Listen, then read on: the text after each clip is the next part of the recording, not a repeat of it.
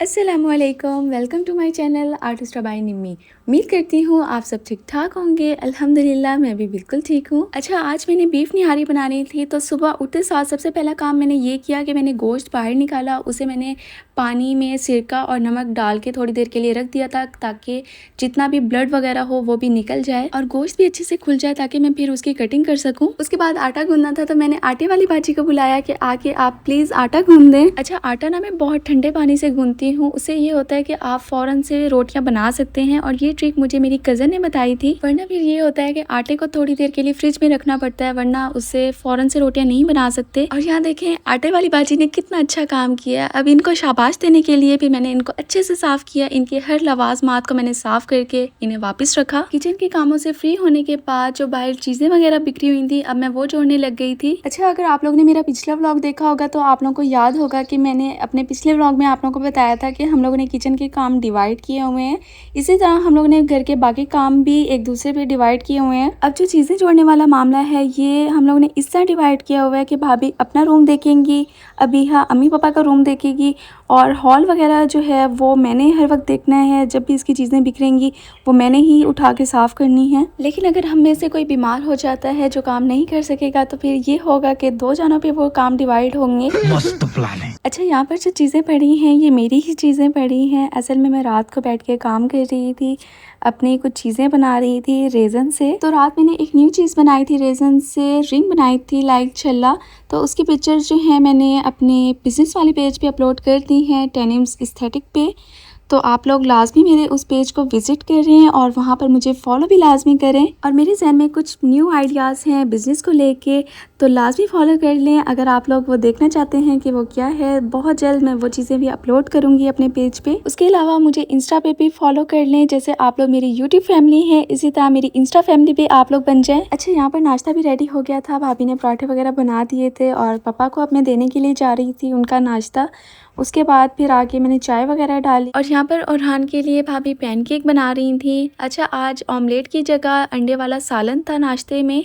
अच्छा, नाश्ता करते साथ हम लोग साथ सीज़न देख रहे थे। अगर आप लोग सीज़न देखते हैं या जो शौकीन हैं तो गेस करें आप लोग ये कौन सा सीज़न है। और यहाँ पर देखिए हम लोग की काम वाली मासी भी आ चुकी थी। ओरहान सुबह उठते साथ झाड़ू लेके पूरे घर में घूम रहा था।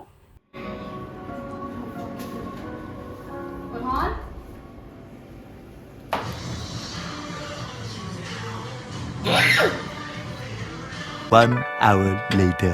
और यहाँ पर गोश्त को रखे हुए तकरीबन 2 घंटे हो चुके थे। गोश्त अच्छे से खुल चुका था और इसका जितना भी ब्लड था वो भी निकल गया था। मैंने चिकन बनाना हो, बीफ बनाना हो या मटन बनाना हो, तो पहले मैं यही हर्बा इस्तेमाल करती हूँ, यानी पानी में सिरका और नमक डाल के थोड़ी देर के लिए उसे रख देती हूँ ताकि ब्लड वगैरह सारा निकल जाए। अब यहाँ पर मैं गोश्त को अच्छे से साफ़ करते हुए इसको कट कर लूँगी। अब बीफ निहारी बन रही थी तो इसलिए बोटी का साइज़ ज़रा बड़ा रखा जाएगा, वरना आम रूटीन में ज़रा छोटा साइज़ रखते हैं।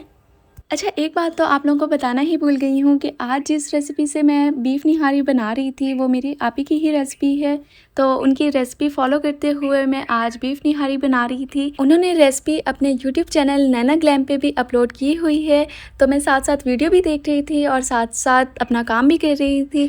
अच्छा, बस फ़र्क इतना था कि उन्होंने बीफ निहारी बनाई थी और मैं नली बीफ निहारी बना रही थी। अच्छा, यहाँ पर सबसे पहले मैंने कुकर में ऑयल डाला। अब क्योंकि प्रेशर लगाना था इसलिए मैं कुकर में बना रही थी। और यहाँ पर देखें मैं कब से उस चम्मच को देख रही थी कि ये कहीं गिर ना जाए, और वाकई वो गिर गया। फिर चम्मच को मैंने मौत के कुएं से बाहर निकाला और उसके बाद मैंने यहाँ पर दालचीनी का एक बड़ा सा टुकड़ा लिया और वो डाला, और साथ ही फिर मैं इसमें अब अदरक लहसुन का पेस्ट डालूंगी। और यहाँ पर मुझसे ढक्कन नहीं खुल रहा था तो मैंने मोबाइल साइड पे रखा और पहले ढक्कन खोला, और यहाँ पर मैंने 3 चम्मच भर के इसमें अदरक लहसुन का पेस्ट डाला। फिर इसकी मैंने 2 से 3 मिनट अच्छे से भुनाई की और उसके बाद अब गोश्त डालने की बारी थी, तो यहाँ पर मैंने अब गोश्त भी डाल दिया था। अच्छा, आप लोगों को एक बात बताती हूँ कि एक टाइम ऐसा था कि गोश्त को हाथ लगाना तो दूर, मैं उसका शॉपर भी पकड़ना पसंद नहीं करती थी, मैं इतना चिढ़ती थी। और अब देखें, मैं गोश्त को धो भी रही होती हूँ, उसे साफ़ भी कर रही होती हूँ और सालन भी बना रही होती हूँ।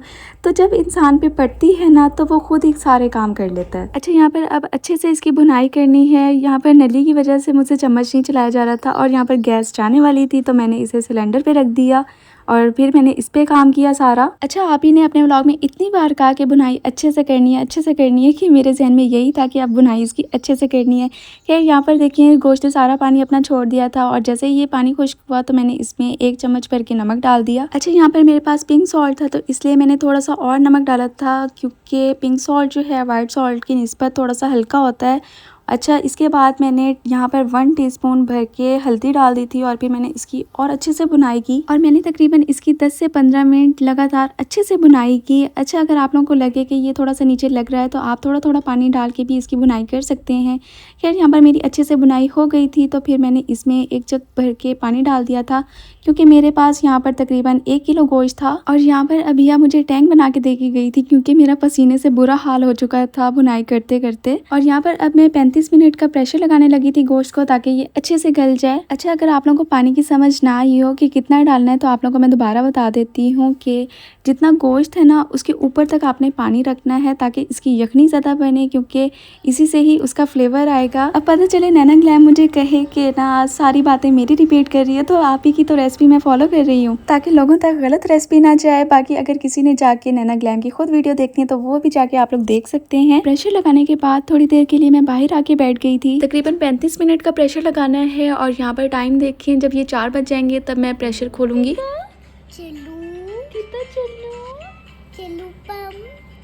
कितना बम डायनासोर कितने अम्मी कितने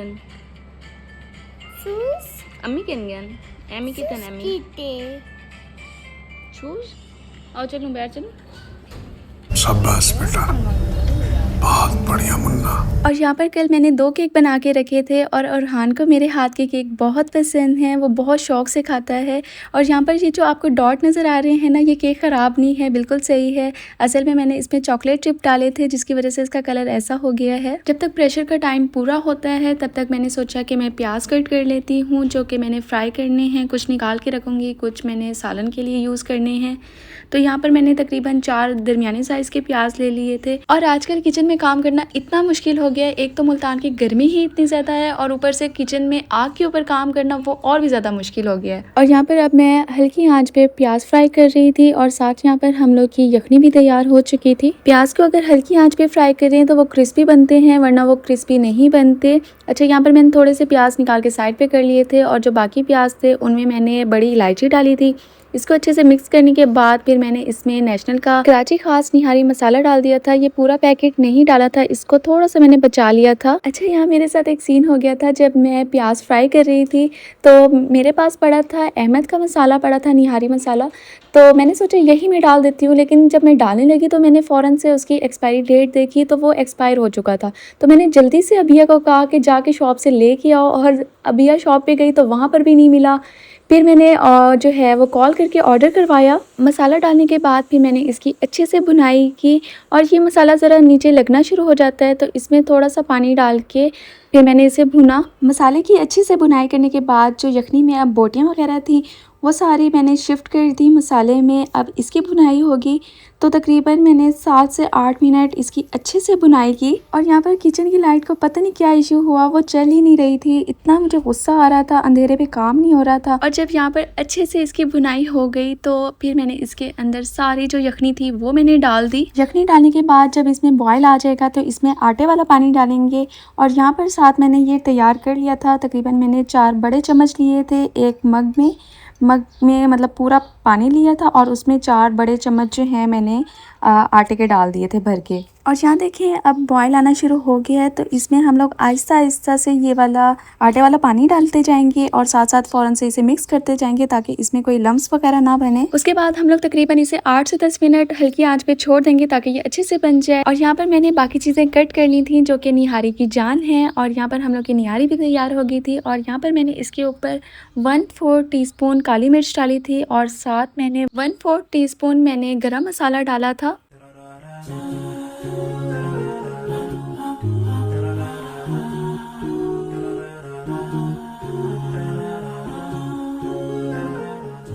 निहारी रेडी हो गई थी। निहारी के साथ हमने बाहर से रोटियां ऑर्डर की थी और यहाँ पर पापा ने निहारी टेस्ट की तो उन्हें इतनी अच्छी लगी कि उन्होंने मुझे इनाम के तौर पर पैसे दिए।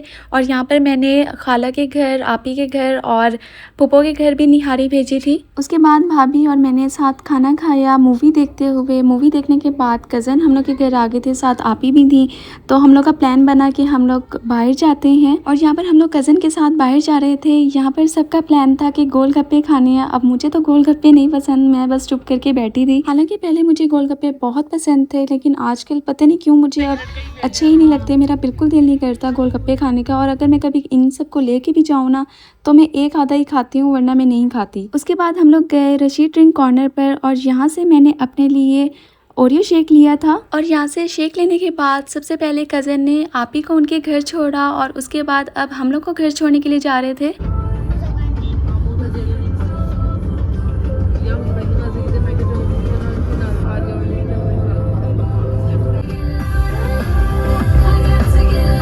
घर आते साथ मुझे याद आया कल तो मेरे 3rd पारे का टेस्ट है, तो मैंने फ़ौरन से उसकी तैयारी करना शुरू कर दी। तो बस यही मेरा व्लॉग एंड होता है। उम्मीद है आप सबको ये व्लॉग अच्छा लगा होगा, तो लाइक कमेंट शेयर करना मत भूलिएगा और चैनल को सब्सक्राइब करना भी। इंशाल्लाह मिलते हैं नेक्स्ट व्लॉग में। अपना ख्याल रखिएगा। फी अमानिल्लाह।